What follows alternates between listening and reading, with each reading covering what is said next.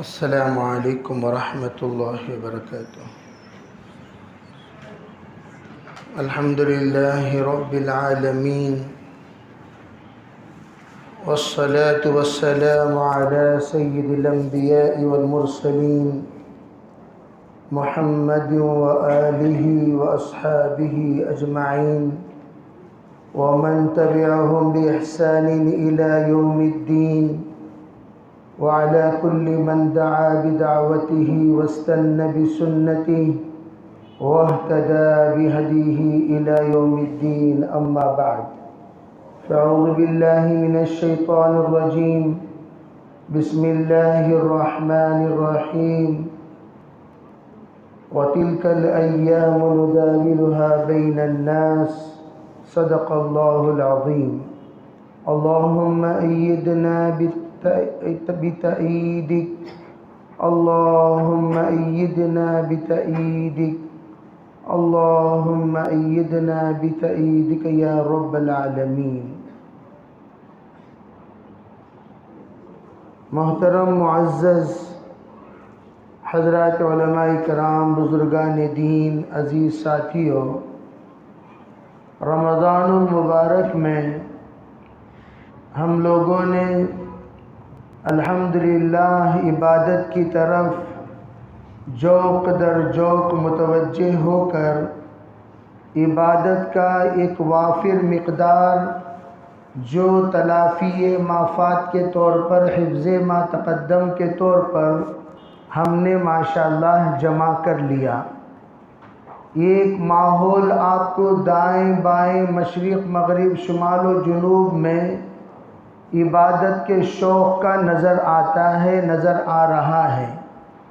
رمضان المبارک میں ہم لوگوں نے یہ تصور بٹھا رکھا ہے کہ رمضان صرف عبادت کا مہینہ ہے، خوب مسجدیں آباد کرو، خوب عبادتیں کیا کرو۔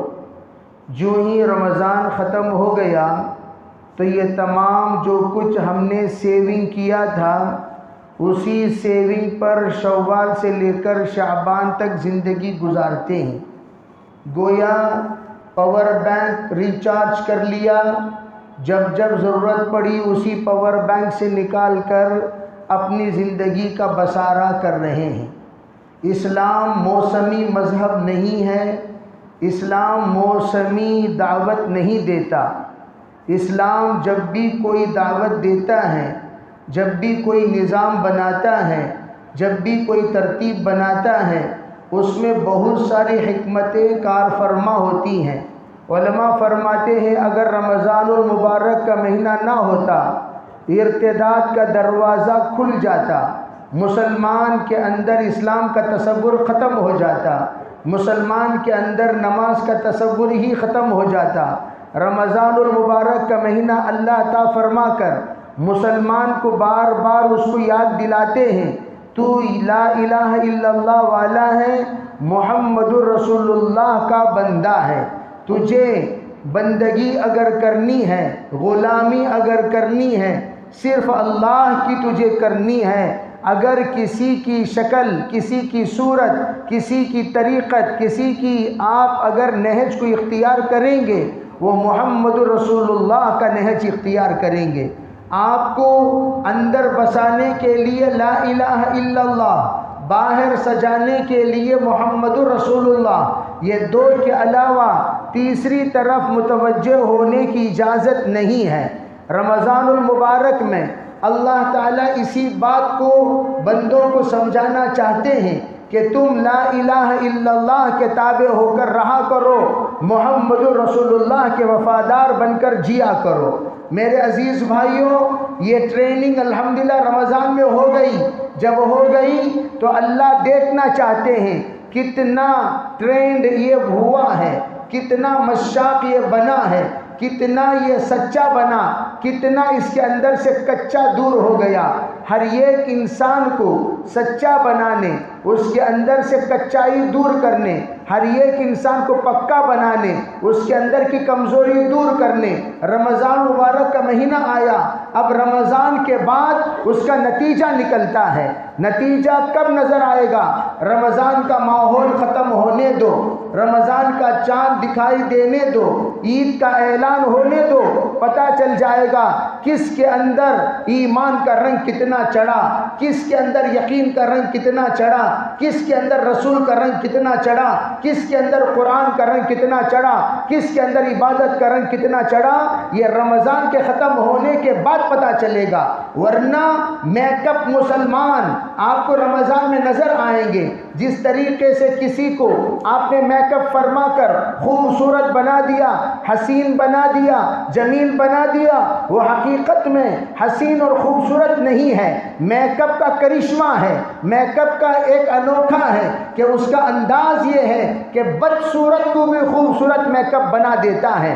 رمضان المبارک ہماری حقیقی رنگ سے رنگنے کے لیے آیا، ڈپلیکیٹ رنگ سے رنگنے کے لیے نہیں آیا۔ جب الحمدللہ اللہ نے ہمیں رنگا دیا، ہم لوگ اللہ سے سب سے پہلی دعا یہ کریں گے، یا اللہ جس رنگ سے تو نے رمضان میں رنگایا ہے وہ رنگ کو آپ ہم سے جدا نہ کیجئے، آپ ہم سے مت نکالیے، آپ ہمیں اس سے محروم نہ کیجئے۔ جس رنگ سے آپ نے رمضان میں رنگا دیا اسی رنگ سے ہمیں زندگی پر رنگے ہوئے رہنے دیجئے۔ اللہ تعالیٰ سے ہم یہ دعا کریں گے، ربنا لا تزغ قلوبنا بعد إذ هديتنا وهب لنا من لدنك رحمة إنك أنت الوهاب۔ اگر آپ نے یہ دعا مانگ کر سچے پکے اسلام کی طرف متوجہ ہونے کا اللہ سے التجا کر لیا، خود بھی نیت کر لی، آپ کی نیت پر اللہ دروازہ کھولتا چلا جائے گا۔ تو ہی نہ چاہے بہانے ہزار ہیں، اگر تو چاہے راہیں ہزار ہیں۔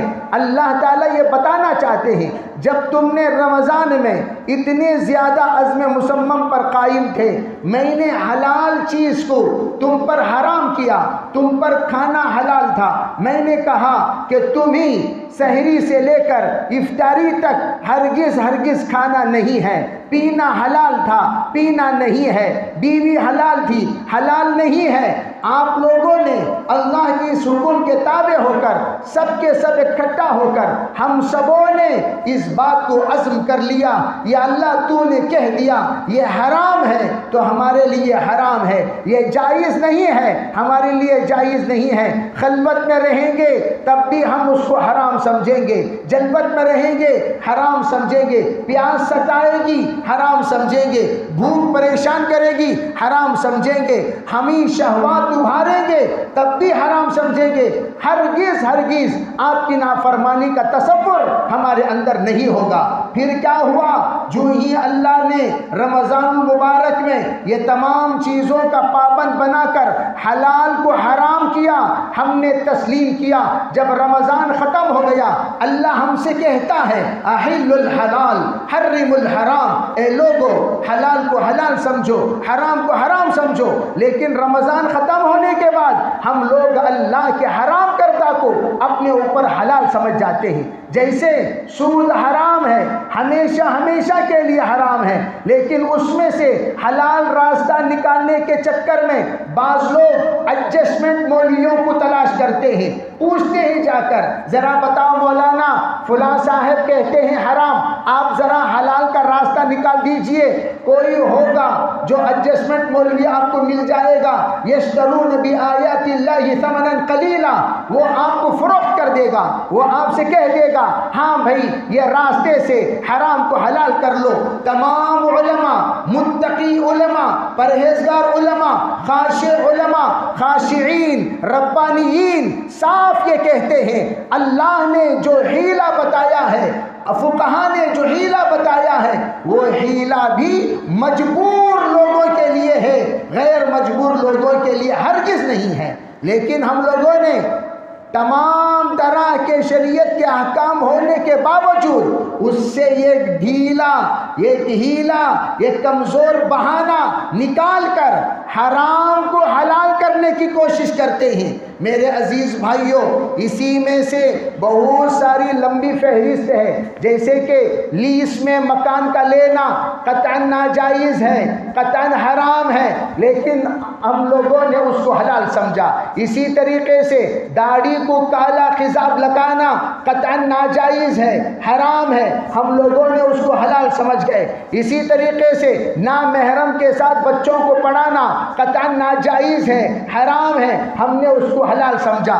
اسی طریقے سے کافروں کے ساتھ دوستی قطعاً ناجائز ہے، حرام ہے، اس کو ہم نے حلال سمجھا۔ ہماری لڑکیوں کو کوئی ایجوکیشن میں لے جا کر ڈھکیلنا اور ان کو مرتد کر دینا، ان کو عشق میں مبتلا کر دینا، ان کو غیروں کے ساتھ بھاگنے کا موقع فراہم کرنا، ان کے لیے راہیں ہموار کرنا، ان کے لیے ہمارے کانوں کو ڈھیلا رکھنا اور ان کے لیے یہودیوں کا ماحول، نصارہ کا ماحول، مجوسیوں کا ماحول، غیروں کا ماحول پیدا فرما کر ارتداد کا دروازے میں ڈھکیل دینا، یہ امت کا ایک بڑا طبقہ حلال سمجھتا ہے۔ حقیقت میں شریعت نے روز اول سے اسے حرام قرار دیا۔ اب جانے کے بعد روتے ہیں، میرے گاؤں سے اتنے بھاگ گئے، میرے محلے سے اتنے چلے گئے، میرے علاقے سے اتنے چلے گئے نہیں، تم نے ان کو بھیجا، تم نے ان کے لیے دروازہ کھولا، تم نے ان کے لیے راستہ ہموار کیا۔ اگر کشت گربا روز اول بکش، پہلے ہی دن سے بلی کو ٹوکا جاتا ہے، بلی کو روکا جاتا ہے، بلی کو لگام لگایا جاتا ہے۔ جب بلی تمہارے گھر میں آئی اور آنے کے بعد اس نے بےہودہ حرکتیں کی، اس نے ایسی ویسی جگہ پر منہ ڈالنے لگی، فوراً تماچا مار کر اسے بتا دیا جاتا ہے، او بلی خبردار، یہاں پر منہ نہیں رکھنا، تیرا برتن یہ ہے، تیری چیز یہ ہے، تیری ٹٹی کرنے کی جگہ یہ ہے، تیری سونے کی جگہ یہ ہے، تیری جانے کی جگہ یہ ہے، تیرے رہنے کی جگہ یہ ہے۔ بلی کو پہلے دن سے سکھا دیا جاتا ہے، سمجھا دیا جاتا ہے۔ اگر وہاں پر آپ نے روز اول بلی کو نہیں ٹوکا، بلی کو نہیں روکا، وہ غلط عادتوں کے شکار ہوتی ہوئی چلی جاتی ہے۔ اسی طرح ہم لوگوں نے اپنی بچی کو بالغ ہونے کے بعد برقعے کا اہتمام نہیں کیا، بالغ ہونے کے بعد فون پر پابندی نہیں لگائی، بالغ ہونے کے بعد اس کے آزادی پر پابندی نہیں لگائی، بالغ ہونے کے بعد اس کے کالج کے اوقات پر پابندی نہیں لگائی، بالغ ہونے کے بعد ہم نے اس کو غیر لڑکوں سے ملنے پر پابندی نہیں لگائی۔ نتیجہ کیا ہوا؟ نتیجہ وہ ہوا تمہارے منہ کو کالک پوتنے کے قابل ہو گئے، تم شرمندہ ہو گئے، سوسائٹی میں تمہارا نام خراب ہوا، محلہ چھوڑ کر بھاگنے پر تم مجبور ہوئے، علاقے کے علاقے چلے گئے۔ کتنے ایسے ماں باپ اس الزام کو، کیا اس بدنامی کو برداشت نہ کرتے ہوئے سولی پر چڑھ گئے۔ یہ سب نتیجہ کیوں ہوا؟ نتیجہ ہماری غفلت کی وجہ سے ہوا ہے، ہماری غفلت کی وجہ سے ہوا ہے۔ میرے بھائیوں، کنبا کجا کجا نہم ہماتن تار تار شد، ہم کہاں کہاں پر مرہم پٹی لگائیں، کسی بھی عنوان کو اٹھاتے ہیں، اس عنوان سے عنوان نکلتا چلا جاتا ہے، اس عنوان سے بہت سارے عناوین نکلتے چلے جاتے ہیں۔ میرے عزیز بھائیوں، ایک چھوٹے سے عنوان کو لے کر ہم اپنی بات کو مکمل نہیں کر سکتے، اس لیے کہ وہاں سے دوسرا، دوسرے سے تیسرا، تیسرے سے چوتھا نکلتا چلا جائے گا۔ غیروں کی محنت ایک طرف، اپنوں کی غفلت ایک طرف۔ غیر محنت کرتے ہیں، ان کے عزائم، ان کے گندے ارادے، ان کی گندی باتیں، ان کے گندے تصورات، گندے پلانس، یہ سب کے سب ایک طرف، ہم سب کے گندے پلانوں کے لیے موقع فراہم کرنا وہ بھی ایک طرف۔ میں اکثر کہا کرتا ہوں، مرد حضرات کو آپ لوگوں نے جوڑ کر ان کے لیے دین کی بات سننے، سمجھنے، ان کے لیے دین پر چلنے آپ نے موقع فراہم کیا، لیکن آپ نے عورتوں کے لیے کیا کیا؟ محلے میں کیا مسلمان عورتوں کی تربیت کے لیے کوئی مرکز ہے؟ مسلمان عورتوں کی تعلیم کے لیے کوئی جگہ ہے؟ مسلمان عورتوں کو اکٹھا فرما کر اللہ رسول کی بات سننے اور سنانے کے لیے کوئی موقع ہم نے فراہم کیا؟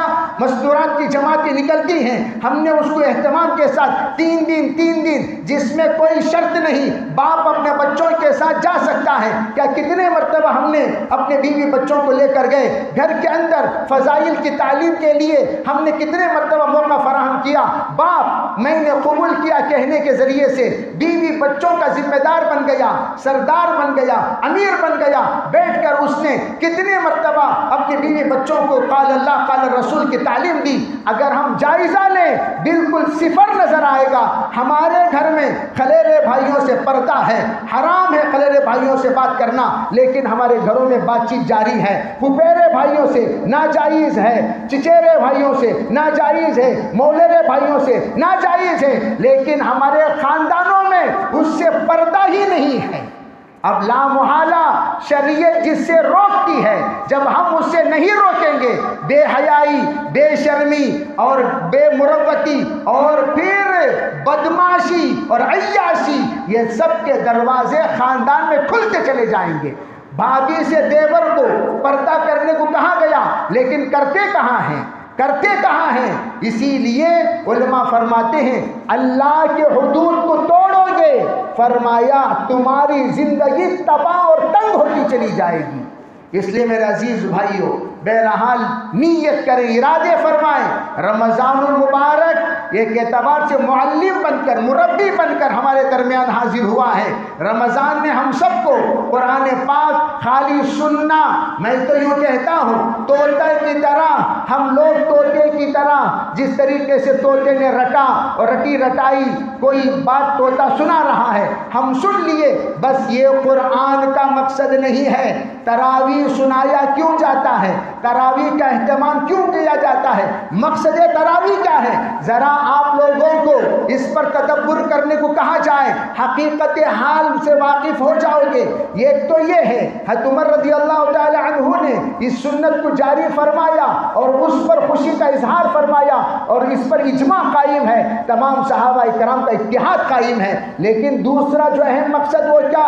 زندگی میں ایک مرتبہ رمضان المبارک میں اللہ کے رسول علیہ السلام پورا قرآن کا دور جبریل کے سامنے کرتے تھے اور جبریل کے سامنے سناتے تھے۔ جس سال حضور کا وصال ہوا اس سال اللہ کے رسول نے 2 مرتبہ سنایا۔ اس سے کیا پتا چلا؟ پورا قرآن اللہ ہم سے کیا کہتا ہے، ایک مرتبہ رمضان میں پورا سننا ہر مسلمان کی ذمہ داری ہے۔ اب قرآن کیا کہتا ہے، قرآن کیا سمجھا رہا ہے، قرآن کیا سنا رہا ہے، قرآن کیا دکھا رہا ہے، قرآن ہم سے کیا بول رہا ہے، اس کے لیے رمضان مبارک میں قرآن سنانے کو کہا جاتا ہے۔ پھر اس کے بعد 10 منٹ 15 منٹ 20 منٹ اس قرآن پاک جو کچھ ہم نے سنا اس کا مفہوم بیان کیا جاتا ہے تفسیر کے عنوان پر، تاکہ اس کے قرآن کا خلاصہ ہمارے سامنے آ جائے۔ حضرت مولانا علی میاں صاحب رحمۃ اللہ علیہ فرمایا کرتے تھے، بھائی قرآن جب تم پڑھتے ہو، قرآن جب تم سنتے ہو، قرآن تمہارا دامن پکڑتا ہے، قرآن تم سے یوں کہتا ہے ارے اللہ کے بندے ذرا رک، مجھے سمجھ آگے بڑھ، ذرا رک مجھے سمجھ آگے بڑھ، لیکن تم سنے بغیر قرآن کا کچھ سمجھے بغیر آگے بڑھ جاتے ہو۔ قرآن ہمارے سامنے روتا ہے، رونا ہمیں دکھائی نہیں دیتا۔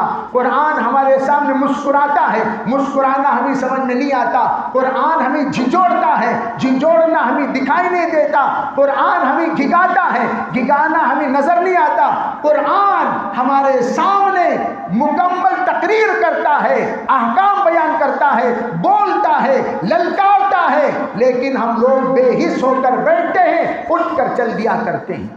میرے عزیز بھائیوں، رمضان اس لیے آیا تاکہ ہمارا رشتہ قرآن سے جوڑ دیا جائے، تاکہ قرآنی زندگی ہماری ہو جائے، قرآن کی طرح ہم جئیں۔ جیسے سرکار دو عالم صلی اللہ علیہ وسلم کی سیرت بتایا جاتا ہے، چلتا پھرتا قرآن اللہ کے رسول کی ذات اقدس، اسی طرح تمام صحابہ چلتا پھرتا قرآن بن گئے اور سب کو یہ دعوت دیتے تھے، کونوا مثلنا، اگر تم قرآن کے مطابق جینا چاہتے ہو، قرآن کے مطابق چلنا چاہتے ہو، قرآن کے مطابق رہنا چاہتے ہو، قرآن کے مطابق زندگی گزارنا چاہتے ہو، تمہیں کوئی لمبی چوڑی بات کرنے کی ضرورت نہیں، کونوا مثلنا، ہماری طرح ہو جاؤ، بس قرآن کی زندگی تمہیں مل جائے گی۔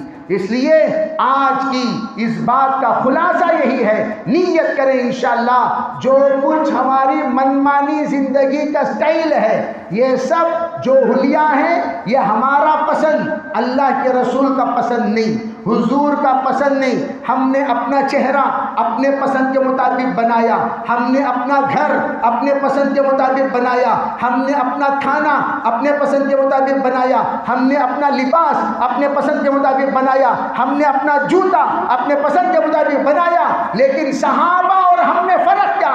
صحابہ کھانا حضور کے اللہ کے پسند کے مطابق کھاتے تھے، لباس اللہ رسول کے پسند کے مطابق پہنتے تھے، چلنا حضور کے پسند کے مطابق تھا، زندگی حضور کے پسند کے مطابق تھی، اور ان کا معاملہ معاشرہ اخلاق حضور کے پسند کے مطابق تھی۔ لیکن ہم میں ان میں فرق کیا؟ ہم جی رہے ہیں ہمارے پسند کے مطابق، اور وہ جیا کرتے تھے اللہ رسول کے پسند کے مطابق۔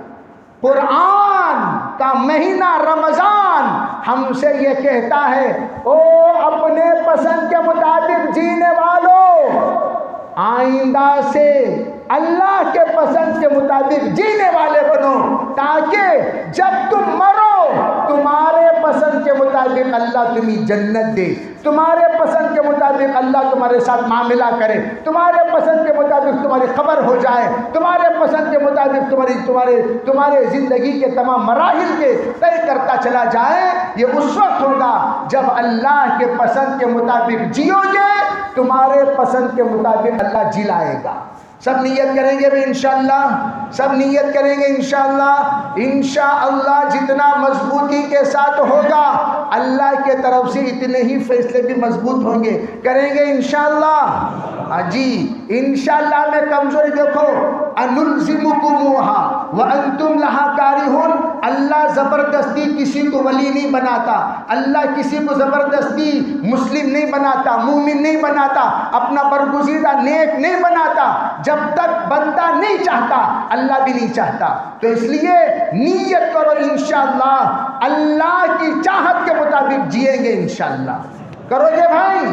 اللہ تعالی ہمیں عمل کی توفیق عطا فرمائے۔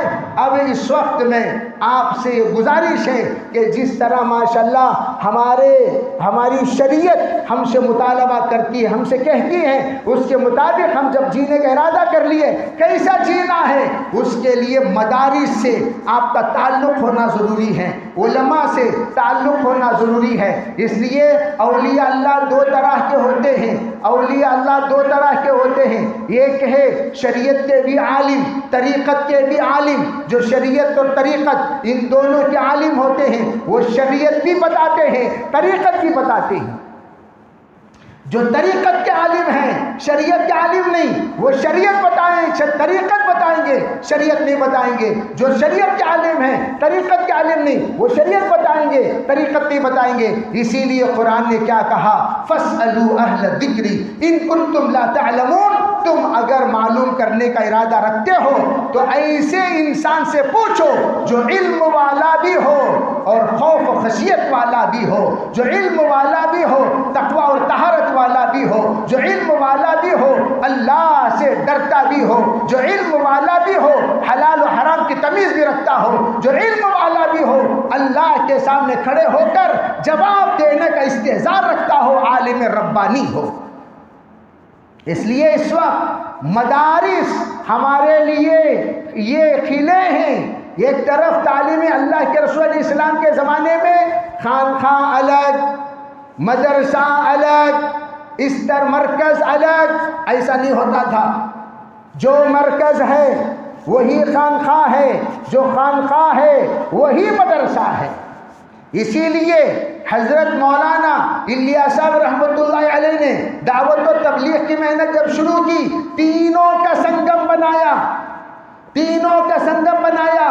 صرف دعوت کا مرکز نہیں تھا، کاشف العلوم مدرسے کے بھی حضرت نے وہاں بنیاد ڈالی۔ صرف مدرسے کی بنیاد نہیں ڈالی بلکہ اپنے تمام مریدین کی بیعت بھی کرتے تھے، تربیت بھی فرماتے تھے۔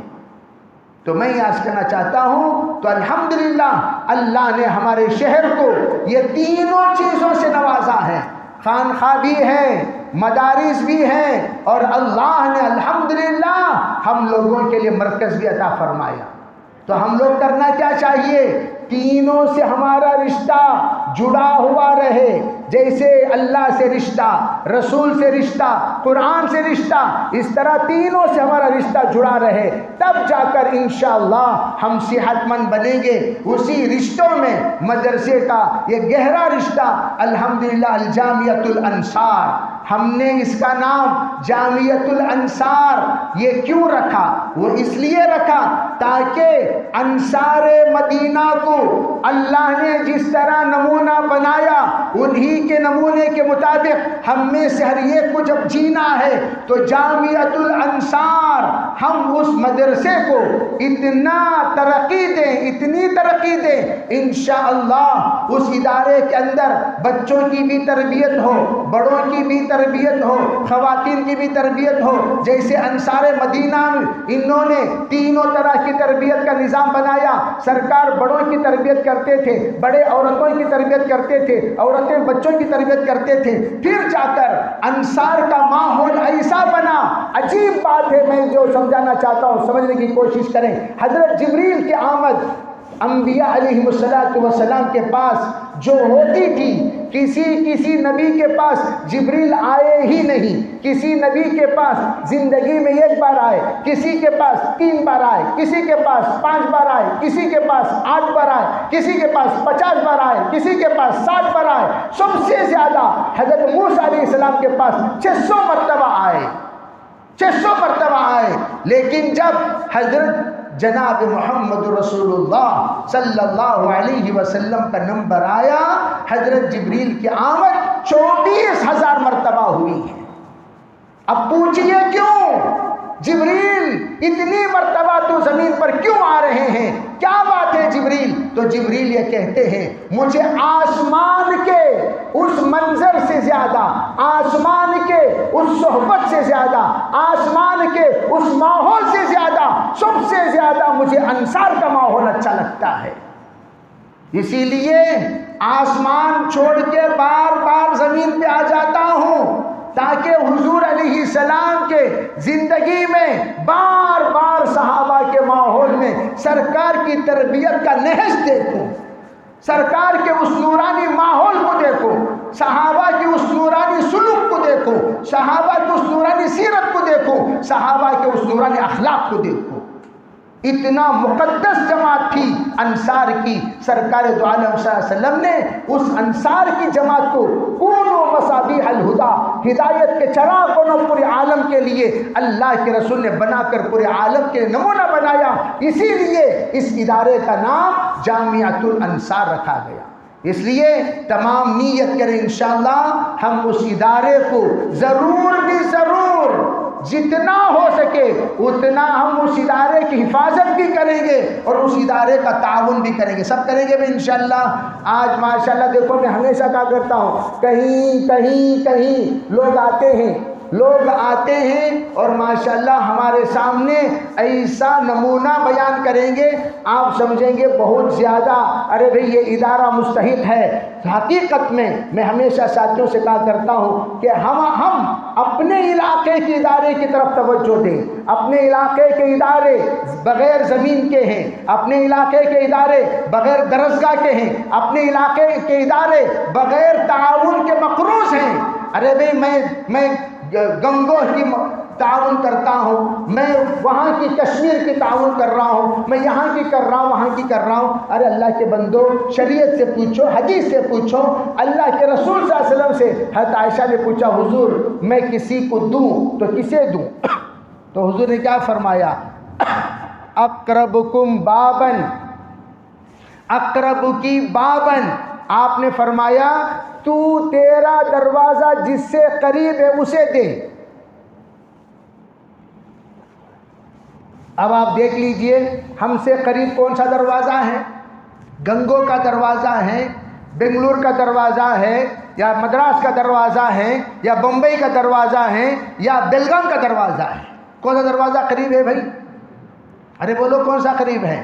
میں پونا میں دے رہا ہوں، بہت اچھی بات، ضرور دیجئے۔ جب پڑوس بھوکے ہوں، پڑوس پیاسے ہوں، پڑوس تکلیف میں ہو، پڑوس حالات میں ہو، کوئی آدمی پونا کودے، اس سے بڑا نادان کون ہو سکتا ہے؟ ارے تیرا پڑوس بغیر زمین کے جی رہا ہے، مدرسے کا کوئی ٹھکانہ نہیں، مدرسے کی کوئی بنیاد نہیں، مدرسے کی کوئی جگہ نہیں۔ جب مدرسہ لاوارث اور بے وارثی بن گیا ہے تو اس مدرسے کو پہلے وارثدار بناؤ بھائی میری والدہ کے لیے میں کچھ کرنا چاہتا ہوں۔ یہ صاحب گئے 3.5 کروڑ کی مسجد بنائی، کہاں پر؟ والدہ کی ایصال ثواب کے لیے، ایسی سڑک پر جہاں پر روزانہ 10 سواریاں گزرتی ہیں، وہ بھی لاریاں۔ میں نے پوچھا اللہ تعالیٰ آپ کو عقل سلیم دیا، انویسٹمنٹ زیادہ اجر کم، مسجد تو آپ نے بنا دی، لیکن اس مسجد میں ہفتے میں 4 مرتبہ نماز ہو رہی ہے، 4 مرتبہ۔ کوئی آ گیا تو پڑھ لیتا ہے، ورنہ اطراف میں 15 مکانات میں 6 مکان مسلمانوں کے۔ ارے بھائی ایسی جگہ پر کوئی 3.5 کروڑ کی مسجد بنائے گا؟ نہیں، ہمارے دادا کا گاؤں ہے، تمہارا دادا کے گاؤں کی ایسی کی تیسی، ارے وہاں چھوٹی سی مسجد بنا دیتے کافی تھا۔ تمہارا دادا کا گاؤں بول کے اتنا بڑا، اتنی بڑی مسجد آپ نے بنا دی 3.5 کروڑ کی، اب کوئی وہاں نماز پڑھنے کو آنے تیار نہیں۔ اس لیے عقل، جہاں پر ہم انویسٹمنٹ کرتے ہیں وہاں پر شب و روز، میں اسی لیے کہا کرتا ہوں مسجد بنا رہے ہو، مدرسے کے ماحول کی مسجد بنا دو، 24 گھنٹے اللہ کا کلام کی تلاوت ہوتی رہے گی، شب و روز وہاں پر قرآن پاک کی تلاوت گونجتی رہے گی، قال اللہ قال الرسول پڑھتے رہیں گے، اتنا ثواب ملے گا تم تصور بھی نہیں کر سکتے، اتنا ثواب اللہ دیتا چلا جائے گا۔ اس لیے الحمدللہ اس وقت میں ہم جب کچھ کرنا چاہتے ہیں جامعۃ الانصار کے لیے نیت کرو، انشاءاللہ ہم ضرور بھی ضرور اپنے بھی کوشش کریں گے اور اپنے دوستوں میں بھی کوشش کریں گے، اور اس ادارے کا جہاں تک ہو سکے بھئی ایک تو یہ ہے زکوٰۃ، صدقات، فطرہ جو بھی ہے وہ ادارہ دور نہیں ہے۔ مولانا یہاں بیٹھے ہوئے مفتی عرفان شاہ صاحب اور یہاں کے خطیب صاحب بھی وہاں کے ہیں، مولانا شفیع اللہ صاحب ہیں، سب ماشاءاللہ حافظ بشیر صاحب بھی ہیں، سب اس کے ذمہ داران ہیں، ان تمام مولانا عمران صاحب ہیں، سب ان کے ذمہ داران، ان تمام میں سے کسی کو بھی بے مدرسے کے لیے یہ میرا تعاون ہے، یہ زکوٰۃ ہے، یہ صدقہ ہے، یہ فطرہ ہے، آپ ضرور دیجئے، اور اس کے ساتھ بھئی میرے پاس ایک زمین ہے، میں زمین دینا چاہتا ہوں فلاں جگہ پر، آپ اگر ادارہ وہاں چلانا چاہتے ہیں ضرور آ کر دیکھیے، اس زمین کو آباد کیجئے۔ کوئی ماشاءاللہ تعمیری کام میں ذوق رکھتے ہیں، ارے بھئی انشاءاللہ ہم دیوار بنا دیں گے، ارے بھئی ہم چھت بنا دیں گے، ہم 100 اسکوائر فٹ کی چھت، اس میں ماشاءاللہ جیسے باکس بنے ہوئے ہیں، اور یہاں سے وہاں تک ماشاءاللہ 15 باکس ہیں، 15 باکس، ایک باکس ایک ساتھی لے لیے ذمہ داری، چھت پڑ گئی، دیواریں بن گئی، مدرسہ شروع ہو گیا، پھر دیکھنا ہمارے مرحومین کو بھی ثواب پہنچتا رہے گا۔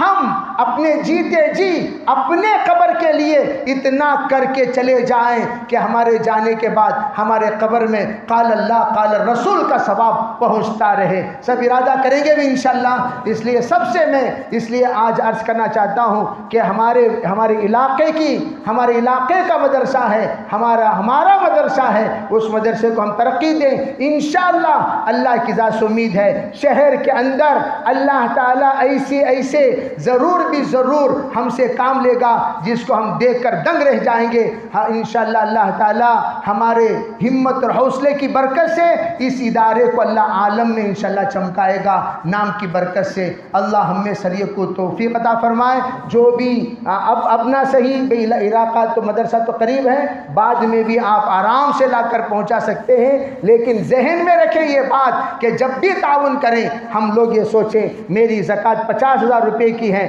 یہ 40,000 روپے میں اپنے غریبوں کے لیے نکال دیا، 10,000 مدارس کے لیے، اور وہ مدرسہ جو سب سے زیادہ مستحق ہے وہ مدرسے کو ہم ضرور عنایت فرمائیں۔ دیکھو بھئی ایک بات یاد رکھو، ہم لوگ بڑے غیرت والے ہیں، میں یا ہمارے جتنے علماء ہیں ہم سب بے شرم، بے حیا اور محتاج نہیں ہیں۔ کبھی یہ نہ سوچو کوئی ایک عالم تمہارے سامنے بیان کر رہا ہے وہ مولانا پوچھ رہے تھے، مولانا نہیں پوچھ رہے تھے، قرآن تم سے پوچھ رہا تھا، شریعت تم سے مانگ رہی تھی، اللہ تم سے مانگ رہے تھے، اللہ مانگ رہا تھا حضور آپ سے مطالبہ کر رہے تھے، میرے مہمانان رسول کے لیے تم مدد کرو۔ اور ہمارا تصور ہمیشہ یہ بنتا ہے کہ علماء پوچھے، مولانا وہاں آؤ، مولانا یہاں جاؤ۔ علماء اکرام کو ہم لوگ حقیر سمجھ کر گھماتے رہتے ہیں۔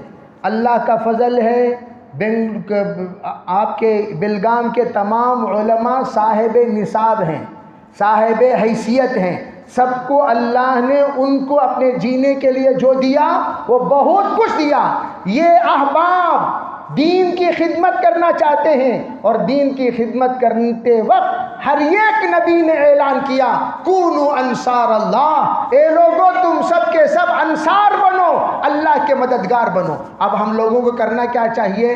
ہم تم سے کہتے ہیں ارے بھائی انصار بنو، جامعۃ الانصار کے انصار بنو، یہ ہم سے مطالبہ ہے۔ تو ہم جو بھی دے رہے ہیں ان علماء کو نہیں دے رہے ہیں، کسے دے رہے ہیں؟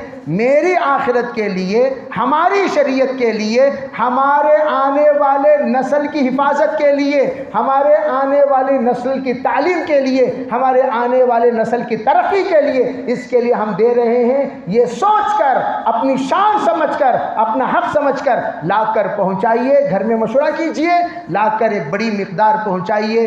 ہمارے اس وقت ادارے کے جو کچھ ضروریات ہیں، آپ حضرات اگر آ کر خصوصی مشورہ کرنا چاہتے ہیں، ضرور مولانا مفتی عرفان شاہ صاحب سے آپ آ کر مشورہ کر سکتے ہیں۔ اللہ تعالی ہمیں کہی ہوئی بات پر عمل کرنے کی توفیق عطا فرمائے۔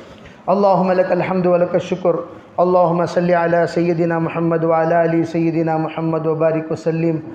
اے اللہ ہم سب کے گناہوں کو معاف فرما، یا اللہ ہمارے خطایا سے درگزر فرما، بقیہ زندگی تیرے رحمات پر، مرضیات پر گزارنے کی توفیق عطا فرما، ہر طرح کے خیر مقدر فرما، ہر طرح کے شر سے حفاظت فرما۔ یا اللہ تو نے ہم سب کو دین کی خدمت کے لیے قبول کیا ہے، اور بھی قبول فرما۔ یا اللہ صحیح سمجھ ہمیں عطا فرما، یا اللہ صحیح جگہ پر ہماری جان اور ہمارا مال لگے ایسے فیصلے فرما۔ یا اللہ یا اللہ ہر طرح کی غفلتوں کو دور فرما، ہماری آنکھیں کھول دے، ہماری آنکھیں کھول دے، ہماری آنکھیں کھول دے۔ یا اللہ جب تک ہم زندہ رہیں، یا اللہ ہم دین کے لیے، مسلمانوں کے لیے، علماء کے لیے، شریعت کے لیے، قرآن کے لیے، تیرے احکام کے لیے جینے کی توفیق عطا فرما۔ یا اللہ جب ہم مریں تیری رضا کے ساتھ ہم دنیا سے جائیں، ایسے فیصلے فرما۔ تیری ناراضگی والی موت سے ہماری حفاظت فرما، تیری رضامندی والی موت نصیب فرما۔ یا اللہ جو دیتا ہے آپ اسے لینے والے نہیں بناتے، یا اللہ ایسے ہمارے خاندان کو یا اللہ ہمیشہ دینے والا بنا، ہمارے خاندان کو، ہمارے نسلوں کو دینے والا بنا، کسی محتاج کا محتاج نہ بنا، کسی محتاج کا محتاج نہ بنا، کسی محتاج کا محتاج نہ بنا۔ یا اللہ جس کو آپ چاہتے ہیں، جس کو آپ پسند کرتے ہیں، اسی کو مدارس کے لیے، مکاتب کے لیے، مساجد کے لیے قبول کرتے ہیں، دین کی خدمت کے لیے قبول کرتے ہیں۔ یا اللہ ہم میں سریے کو قبول فرما لے۔ یا اللہ ہمارے لیے سعادت سمجھ کر ہم آگے بڑھ کر خدمت کریں، خود سے آگے بڑھ کر خدمت کریں،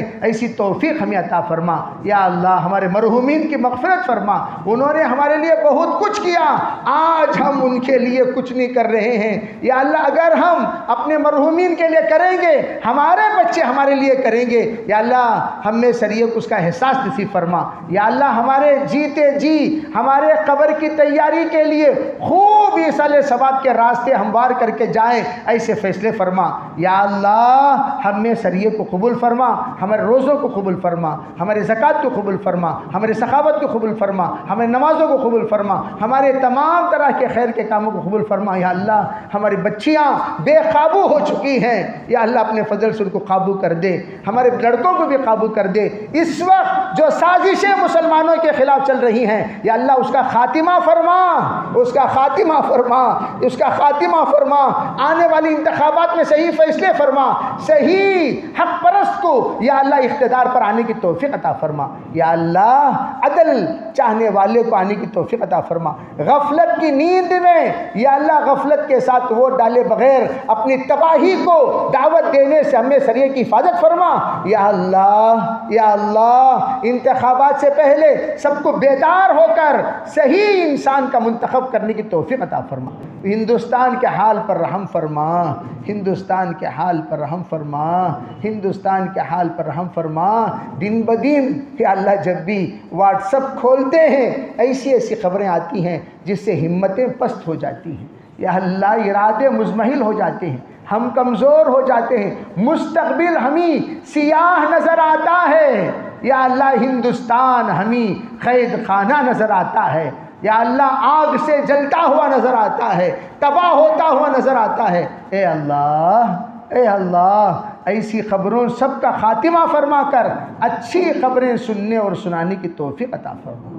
یا جلد از جلد تو کن فیکون کا مالک ہے میرے اللہ، تو جب چاہتا ہے یا اللہ یہ حکم پر پورے نقشے کو بدل دیتا ہے۔ یا اللہ نقشہ بدل دے، نقشہ بدل دے، نقشہ بدل دے۔ یا اللہ ہر ایک کے اندر یا اللہ یہاں پر بہت سارے حالات میں گھرے ہوئے ہیں، بیمار ہیں یا اللہ اپنے کاروباری پریشانی میں مبتلا ہیں، رزق کے اعتبار سے پریشان ہیں، بہت مختلف قسم کے الگ الگ حالات ہیں۔ کوئی ازدواجی زندگی سے پریشان ہے، اولاد سے پریشان ہے، رشتہ داروں سے یا اللہ مختلف پریشانیاں ہیں۔ اپنے فضل سے اپنے کرم سے سب کے پریشانیوں کو دور فرما اللہ، سب کے پریشانیوں کو دور فرما، سب کے پریشانیوں کو دور فرما۔ یا اللہ سب کے نیک عزائم کو بے انتہا قبول فرما۔